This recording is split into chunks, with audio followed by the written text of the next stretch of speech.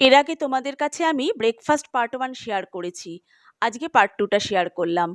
প্রথমেই ছিল পাস্তা। এটা ছিল সুজির পাস্তা। এতে কোনো ময়দা ছিল না। করেছিলাম চিকেন, ক্যাপসিকাম, রসুন, পেঁয়াজ আর ছিল গোলমরিচ।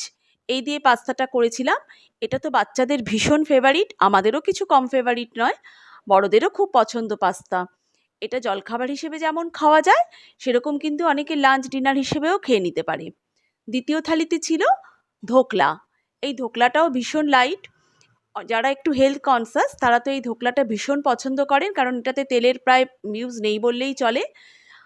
এটা আমি করেছিলাম সর্ষে, কারি পাতা, কাঁচা লঙ্কার এই এই যে তেঁতুলের একটা সুন্দর ফ্লেভার, এগুলোর যে সব মিলে একটা সুন্দর ফ্লেভার, এটা কিন্তু ভীষণ ভালো লাগে।